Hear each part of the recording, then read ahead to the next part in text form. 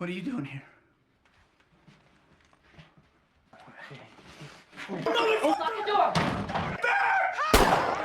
The film begins at a U.S. Marine Corps training camp on October 7th, 2007. 4 days later, Captain Sam Cahill is deployed to Afghanistan. He writes a sorrowful farewell letter to be delivered to his wife in case he doesn't return home. He hands the letter to the major, hoping it won't need to be sent. The main character returns home. Sam is a model family man with a wonderful wife named Grace and 2 daughters, Maggie and Isabel. His younger brother Tommy is his complete opposite. He has just been released from prison after serving time for bank robbery. Sam meets his brother, and they drive toward town. The home is filled with warmth. Grace, Sam's wife, is preparing dinner to celebrate Tommy's release. At that moment, Tommy arrives, and the door is opened by his younger niece, who immediately tells on her mom, saying she doesn't like him. Finally, the family gathers for dinner to celebrate the return of one son and bless the other, who is about to leave for Afghanistan. Their father, Hank, starts getting angry with Tommy and compares him to Sam, who serves his country instead of breaking the law. Your brother's a hero. The father keeps stirring things up, and it ends in an argument with Hank leaving the house. As he leaves, Tommy asks his brother to be careful. Be safe over there, all right? That evening, Sam takes off his wedding ring, and his wife hangs it around her neck and tells him she loves him. 5 days later, Sam is already driving through the Afghan desert and says he feels at home there. He records everything on his phone as they pass by destroyed equipment. Soon, the helicopter carrying him and his squad is shot down, and they crash. Grace is taking a bath when suddenly the doorbell rings. Her older daughter opens the door and sees 2 soldiers who have come to deliver the horrible news about her husband's death. What's wrong? Grace can't accept it. She re-watches old videos of her husband and keeps dialing Sam's phone number. Sam Cahill, please leave a message. That night, a drunk Tommy arrives at the house to return a car. He's surprised Grace is so upset over a broken headlight. Then, in tears, she tells Tommy what happened to his brother. He is the last one to learn of the tragedy, as no one could reach him all day. He starts yelling at her, saying they never should have let Sam go to Afghanistan. Tommy returns to his parents' house and sits on the porch, where his stepmother meets him and invites him inside. But he says he wants to be alone. Grace gets the girls ready for the funeral, but the daughters refuse to wear black dresses. At the funeral, the widow receives that same farewell letter. After the ceremony, Hank has been drinking, and Tommy tries to take the keys so his father won't drive drunk. Hank again reproaches his youngest and compares him to his older brother. But Tommy also has something to say to the old man.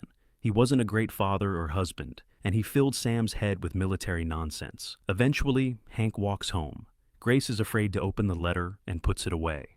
We are taken back to Afghanistan.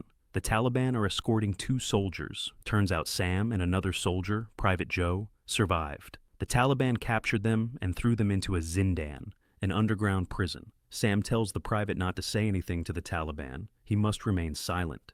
A drunk Tommy calls Grace at 3 in the morning and asks for help with money.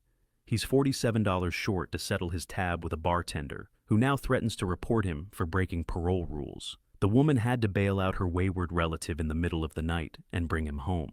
He wakes up to the clatter of kitchen utensils. The girls decided to make pancakes to cheer up their mom, who is very sad about their father's death. Tommy asks them to stop and be quiet. Stop it. No. But Maggie refuses, and Tommy has to get off the couch. Hank shows up. He didn't expect to see his son here. The man apologizes for his behavior the night before, and Tommy admits that Sam was always smarter than him. That's not true, Hank replies. You just always gave up on everything you started, unlike your brother. I cut my throat to bring him back, Dad. How she lives with this kitchen the way it is. Sam watches all this through a narrow gap between the wooden boards. He sees a helicopter flying over the Taliban camp. Sam is sure they are being searched for and starts knocking boards loose with a stone. At that moment, he is threatened with a gun and a heavy boulder is placed over the boards. Tommy remembers his father's words about Grace's lousy kitchen and, along with his buddies, starts renovating it without warning. 2 months have passed in captivity. While Sam tries to stay calm, the private is slowly going insane and accuses the captain of saving him, claiming he now lives in hell and would have been better off dead. Sam insists that Joe must not reveal who he is or his rank. Sam hears the Taliban arguing with each other. You remember what I told you? No information. You give them nothing. You give them nothing, Private. Yeah. They seem to have made a decision, and the Americans are loaded into a car and transported to another location. Before the prisoners, they bring out an Afghan man, force him to kneel. He had used a satellite phone to call his pregnant wife, and thus revealed their location. The offender is immediately shot in the head. Welcome. The Taliban leader says this is their country and that they have no business being here. Sam must deliver this message to America, or he will be forced to. While Grace mourns her husband, the renovations continue. The men even involve the 2 daughters in the work.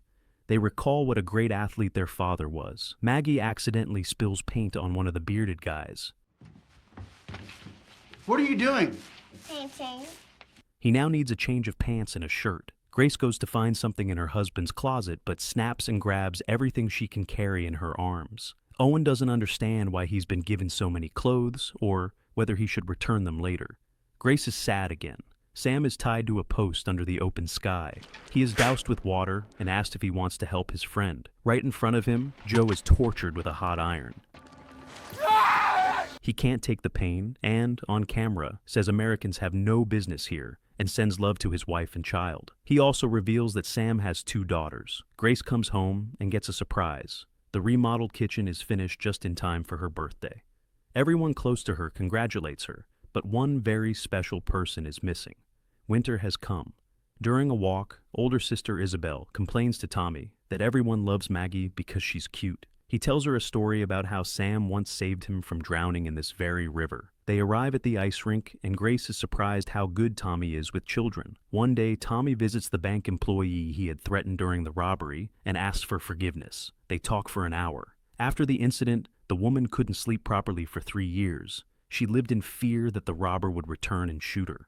Tommy tells Grace about it, and she's proud of him. That evening, they reminisce about their school days.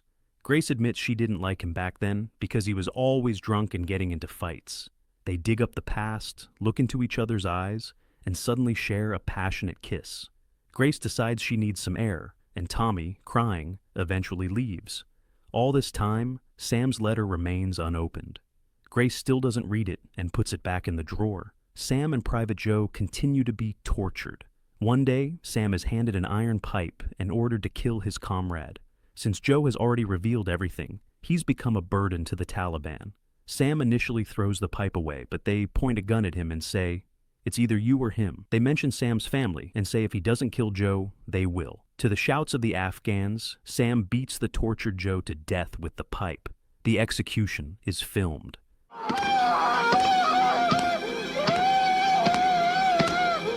Tommy visits Grace under the pretense of installing decorative panels. Grace is a little unsettled after the previous evening. He says he'd be happy to see the girls from time to time. Grace replies that they are all glad to see him. Later, Hank arrives. He's surprised that his son has become such a handyman. The Taliban camp is attacked by American forces. One of the leaders tries to kill Sam, but misses. He is then shot and falls into a ravine. The camera with the footage burns. Finally, the Marine is freed from captivity. Get down. While Tommy plays with the kids in the yard, the phone rings inside. Grace answers and learns that her husband has survived. She's in shock. The whole family welcomes him at the airport. Tommy is both happy and sad. The girls immediately show off the new kitchen. They say that Tommy and his friends did the renovation. Sam lies on the bed and hugs his wife and daughters tightly. Grace joins him in the bathroom and kisses his scars. But Sam is cold and hints that she should leave. He's changed, and it's noticeable. Tommy reads a newspaper reporting on the death of Private Joe, killed by Sam. Hank notices Sam behaving oddly and recalls how he himself withdrew from his sons after returning from the Vietnam War. At the ice rink, Sam sees how Grace and the kids interact with Tommy. He tells Tommy that he looks great with his family and thanks him for taking care of them. He hadn't expected that. Grace is a miracle, he continues, and then suddenly asks, "Did you sleep with her?" He assumes it could have happened since they thought he was dead. Did you f*** her? Sam doesn't believe anything else and stands firm. He's 100% sure they slept together. They look like two love-struck teenagers. The family of the slain soldier visits Sam's family. From around the corner crawls little Joe Jr. The widow keeps dreaming about her husband and about Sam, whom she hates in her dreams for surviving, while her Joe didn't. She came to apologize. The widow asks Sam if he saw how her husband died. Sam lies and says he didn't see it and doesn't know anything about his death.